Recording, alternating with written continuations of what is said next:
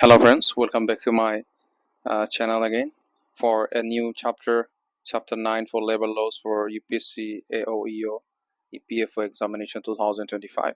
So chapter 9 is all about payment of bonus act 1965. All right, so 1965, remember this one, this date is very important. So payment of bonus act 1965. So let's start without further wasting any more time. So the first slide is talking about the introduction.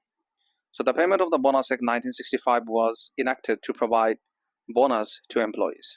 Obviously, the Bonus Act is all about providing bonus, so it is enacted to provide the bonus to the employees. Applicable to the certain establishments based on size and nature of work. So it is based on what? It is based on certain establishments based on size and nature of the work. So it depends on the nature of the work and establishments and size of the work. All right, so remember that thing. Objective to bring gap between wages and productivity. What is his objective? To bring gap between wages and productivity. All right. Applicability. It applies to factories and establishments with 20 or more workers. So it is only been established with the factories who are having more than 20 employees, or might be workers, or might be only 20.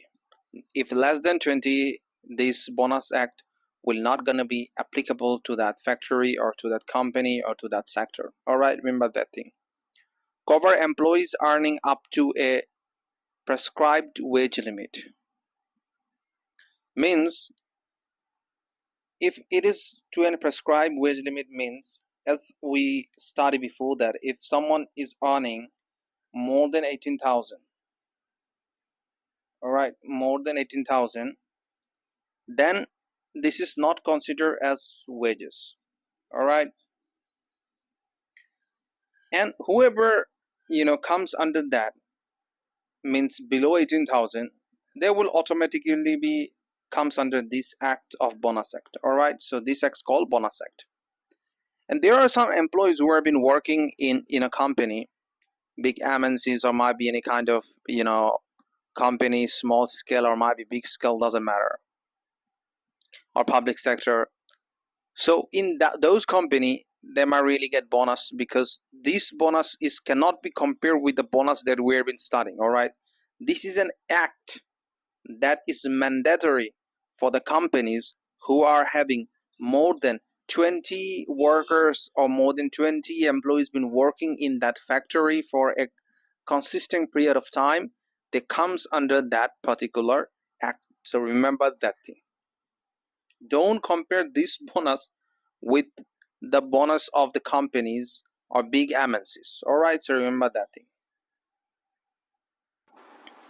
Now, seasonal establishment have special provisions.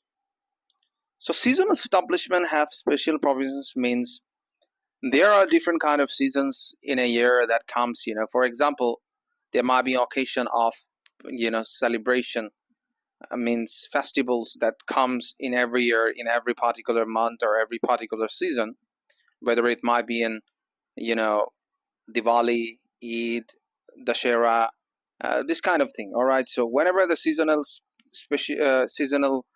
period comes as a festival, so you need to provide the bonus.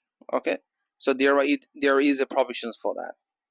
So next, eligibility for bonus. Who are eligible for bonus? Now listen to this topic, because it is the most important portion that UPSC will gonna give attention towards this very specifically. So eligibility for bonus means who are the workers who have been eligible for the bonus. So if you have if you're watching in any sort of device this video, then try to take the screenshot of it, because in future this portion or these sectors are really going to be workful for you guys. All right, so eligibility for bonus means employees who have worked at least 30 working days in a year. Hope you really understand. Employees who have worked at least 30 working days in a year means in total year, in 1 year, if an employee has worked more than 30 days in a year, then he will become under this bonus act. Means he is, eligible for getting the bonus. Includes permanent, temporary, and probationary workers. It also includes permanent workers, temporary workers, as well as probationary workers. All right. Exclude apprentice and government employees. So remember, I think that UPSC would just really gonna ask you that who are being excluded from this bonus act. So it excluded apprentice and government employees. All right. So excludes apprentice and government employees. All right, guys.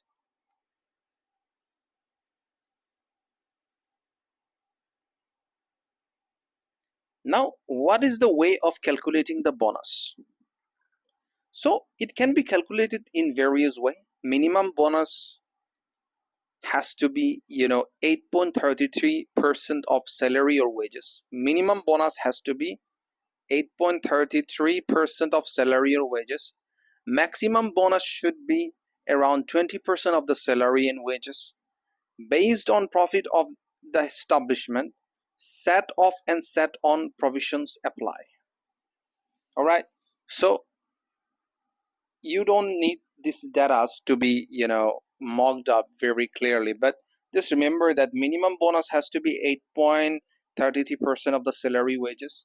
Maximum bonus has to be around 20% of the salary wages based on profit of the establishments. Profit of the establishment means if company is earning the profit, from that profit you need to provide a bonus to every individual worker who have been working in your factory. Set off and set on provisions applied. So these 2 points are not that much necessary, but if you have the important points are these 2 points that UPSC would ask you, but it is not important to mock up the data. But nowadays we have saw that in UPSC examination they really doesn't care about data. They ask you anytime, any moment, or whatever they likes to do it. So remember those points. Those points are very important at the same time. Let's go ahead. Disqualification from bonus. So who are considered disqualified from the bonus? So number one, employees dismissed for fraud. If an employee get dismissed for frauding, he will be disqualified for getting the bonus. Employees dismissed for riots or violent behavior. Obviously, it is a normal thing that if someone is just doing any kind of quarrel or might be doing any kind of fighting in the factory, then he will be, disqualified for getting bonus because it is against the rules and regulation that you should not create any kind of chaos in industry or any kind sort of organization, which is really a wrong thing to be taken into consideration. So the number third point is employees dismissed for theft or sabotage. Obviously, if you do any kind of theft or sabotage in the factory, you will be dismissed. Obviously, you will not only get dismissed from getting the bonus, but you will dismiss from the company itself because it is against the rules and regulation. Why should you do? Now, important provisions. Bonus must be paid within 8 months of accounting year end. Remember this point. It is also the most important point that you should mark up, that bonus must be paid within 8 months of accounting year end. So remember this 8 month of accounting year ends. All right, remember that point. Employer must maintain proper records and registers. There should be a proper record, means transparency has to be maintained in the company while just providing the bonus. Inspector appointed to ensure. Obviously, there should be an inspector who need to look after all those things, ensure the complaints. Now we have ended our slides, which are the most important topics for this bonus act of 1956. Now let's come up with the practice question. I will not give you the answer. You need to give me the answer in the comment section so I will know that how much you have learned. All right, guys. So the first question is that payment of the bonus act was enacted in which year? All right, so we know the answer very well. I will not give you the answer. We have studied minimum bonus percentage under the act is how much. We have studied also this one. Maximum bonus percentage under the act is how much. We also studied this one. So these are the three questions that you need to give me the answer in the comment section.